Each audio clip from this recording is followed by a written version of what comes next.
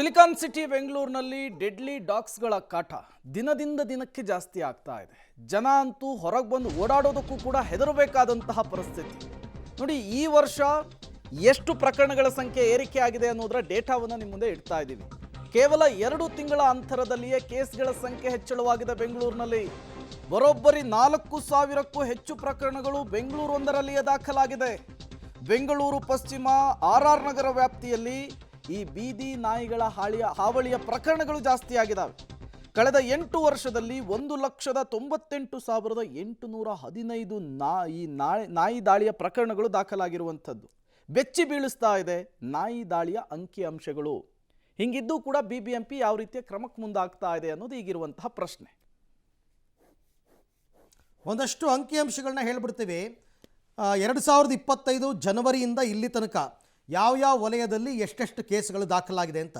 ಬೊಮ್ಮನಹಳ್ಳಿ ವಲಯದಲ್ಲಿ 150, ದಾಸರಹಳ್ಳಿ ವಲಯದಲ್ಲಿ 154, ಬೆಂಗಳೂರು ಪೂರ್ವದಲ್ಲಿ 363, ಮಹದೇವಪುರದಲ್ಲಿ 268, RR ನಗರ ವಲಯದಲ್ಲಿ 387 ಕೇಸು, ಬೆಂಗಳೂರು ದಕ್ಷಿಣದಲ್ಲಿ 256 ಕೇಸು, ಬೆಂಗಳೂರು ಪಶ್ಚಿಮದಲ್ಲಿ ನೋಡಿ 889 ಕೇಸು, ಯಲಹಂಕದಲ್ಲಿ 73 ನಾಯಿ ಕಚ್ಚಿದ ಪ್ರಕರಣಗಳಿದು. ವಲಯವಾರು ಮಾಹಿತಿ. ಇನ್ನು ಫೆಬ್ರವರಿ 2025ರಲ್ಲಿ 1 ತಿಂಗಳ ಅಂತರದಲ್ಲಿ ಎಷ್ಟು ಡಿಫರೆನ್ಸ್ ಆಗಿದೆ ಅನ್ನೋದನ್ನು ಕೂಡ ನಿಮ್ಮ ಮುಂದೆ ಡೇಟಾ ಇಡ್ತಾ ಇದ್ದೀವಿ. ಬೊಮ್ಮನಹಳ್ಳಿಯಲ್ಲಿ 118 ಪ್ರಕರಣ ದಾಖಲಾಗಿದೆ. ಬೆಂಗಳೂರಿನ ದಾಸರಹಳ್ಳಿ ವಲಯದಲ್ಲಿ 56 ಪ್ರಕರಣ ದಾಖಲಾಗಿದೆ. ಪೂರ್ವ ವಲಯದಲ್ಲಿ 302 ಕೇಸ್ಗಳು ದಾಖಲಾಗಿದೆ.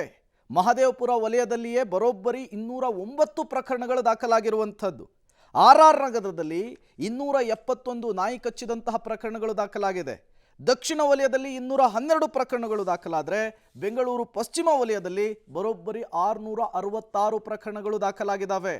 ಯಲಹಂಕ ವಲಯದಲ್ಲಿ 29 ಪ್ರಕರಣ ದಾಖಲಾದರೆ ಒಟ್ಟು ಒಂದೇ ತಿಂಗಳಲ್ಲಿ 4,397 ಪ್ರಕರಣಗಳು ದಾಖಲಾಗಿರುವಂಥದ್ದು. ಇಷ್ಟೆಲ್ಲ ಗೊತ್ತಿದ್ದು ಕೂಡ BBMP ಅವರು ಎಗ್ ರೈಸು ಬಿರಿಯಾನಿ ಹಾಕೋ ಕೊಟ್ಟಿದ್ರಲ್ಲ, ಏನು ಹೇಳಬೇಕಿಂತವರಿಗೆ ಅಂಥೇಳಿ. ಈಗ ಬೀದಿ ನಾಯಿಗಳನ್ನು ಹೇಗೆ ಹ್ಯಾಂಡ್ಲ್ ಮಾಡ್ತಾರೆ, ಹೇಗೆ ಕಂಟ್ರೋಲ್ ಮಾಡ್ತಾರೆ ಅನ್ನೋದನ್ನು ಕಾದು ನೋಡಬೇಕಿದೆ. ಓಕೆ, ಇನ್ನು ವರ್ಷವಾರು ಎಷ್ಟು ಕೇಸ್ಗಳು ದಾಖಲಾಗಿದೆ 8 ವರ್ಷದಲ್ಲಿ? 2017-18ರಲ್ಲಿ 36,672, 2018-19ರಲ್ಲಿ 38,978, 2019-20ರಲ್ಲಿ 42,818, 2020-21ರಲ್ಲಿ 18,629, 21-22ರಲ್ಲಿ 17,610, 22-23ರಲ್ಲಿ 22,945, 23-24ರಲ್ಲಿ 21,163 ಮತ್ತು ಈ ವರ್ಷದಲ್ಲಿ ಆ ಪ್ರಕರಣ ಈಗ ನಡೀತಾ ಇರೋದು ಇನ್ನೂ ಕೂಡ ಆಗಸ್ಟ್ಗೆ ಇಷ್ಟೊಂದು ಕೇಸ್ಗಳು ದಾಖಲಾಗಿದೆ.